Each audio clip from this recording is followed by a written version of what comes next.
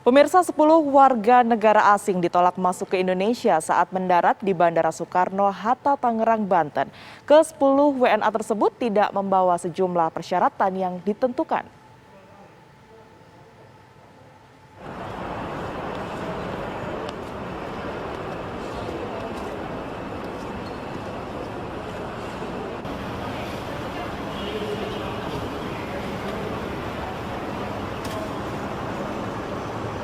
Pemerintah Indonesia mulai memperketat arus masuk warga negara asing ke dalam negeri. Di Bandara Soekarno-Hatta, pihak imigrasi menolak masuknya 10 WNA. Selain WNA itu belum divaksin, mereka tidak membawa dokumen yang sesuai persyaratan yang berlaku. Penolakan ini dilakukan untuk mencegah masuknya varian baru COVID-19 yang berpeluang masuk oleh perjalanan orang dari luar negeri. Kebanyakan WNA yang ditolak masuk tersebut berasal dari negara Mesir, India, dan Belanda.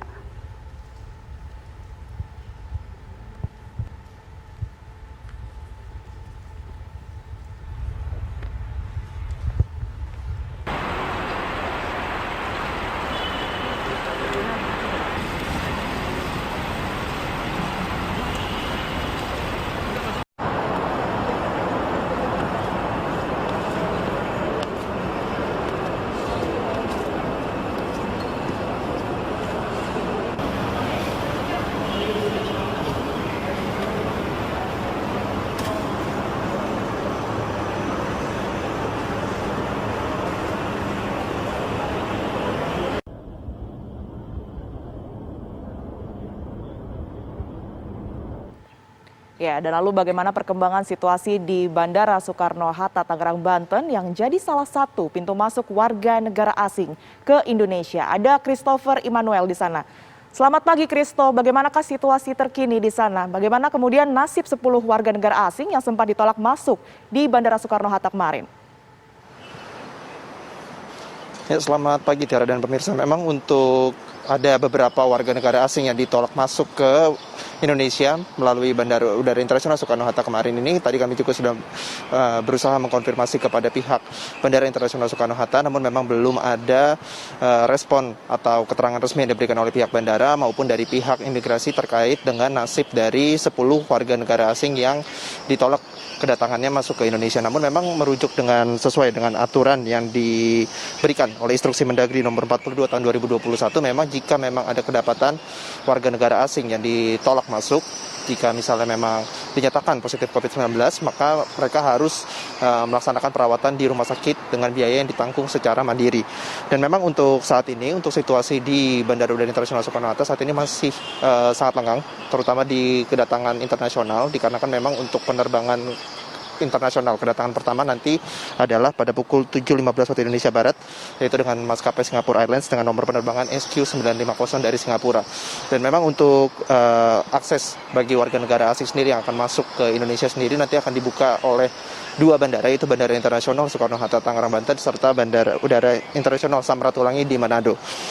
Sedangkan untuk ada beberapa persyaratan bagi warga negara asing yang diizinkan untuk masuk ke wilayah Indonesia melalui kedua bandara ini, di mana diantaranya diwajibkan memegang visa atau izin tinggal yang masih berlaku, kemudian memiliki visa kerja ataupun visa diplomatik, serta memegang kartu perjalanan atau KPP APEK. Dan memang untuk nantinya protokol atau prosedur sesudah tiba di Indonesia, wajib menunjukkan atau melakukan PCR ulang di Indonesia dengan biaya yang ditanggung mandiri, serta wajib melakukan karantina terpusat selama 8 kali 24 jam. Dan memang jika nantinya kedapatan ada yang ditolak atau yang dinyatakan positif COVID-19, harus melaksanakan perawatan di rumah sakit dengan biaya yang ditanggung mandiri. Dan memang untuk saat ini juga masih terus menunggu keterangan yang resmi yang disampaikan oleh pihak imigrasi maupun pihak Bandara Udara Internasional Soekarno-Hatta terkait dengan warga negara asing yang ditolak masuk ke Indonesia kemarin. Untuk sementara demikian Tiara, kembalikan di studio. Baik, terima kasih Christopher Immanuel melaporkan langsung dari Bandara Soekarno-Hatta, Tangerang, Banten. Dan pemirsa, melalui saluran Zoom kita juga terhubung dengan Kepala Bidang Dokumen Perjalanan dan Izin Tinggal Keimigrasian Kantor Imigrasi Soekarno-Hatta, Pak Sam Fernando. Selamat pagi Pak Fernando. Selamat pagi Mbak Tiara. Baik Pak, bagaimanakah kronologi dari puluhan warga negara asing yang kemudian kita ketahui ini tidak berhasil masuk proses screening di Bandara Soekarno-Hatta kemarin? Untuk warga negara asing yang dilakukan penolakan masuk ke wilayah Indonesia, tentunya dari sisi keimigrasian sendiri kami berpatokan pada Permenkumham nomor 34 tahun 2021, di mana Permenkumham tersebut kami membuka akses kembali kepada warga negara asing untuk masuk ke wilayah Indonesia tapi dengan persyaratan tertentu. Nah, adapun warga negara asing yang ditolak masuk, tentunya hal ini tidak dari sisi keimigrasian, warga negara tersebut tidak sesuai dengan Permenkumham nomor 34 tahun 2021 terkait dengan pemberian visa dan izin tinggal keimigrasian dalam masa penanganan penyebaran COVID virus disease 2019 dan juga pemulihan ekonomi nasional. Begitu Mbak Tiara.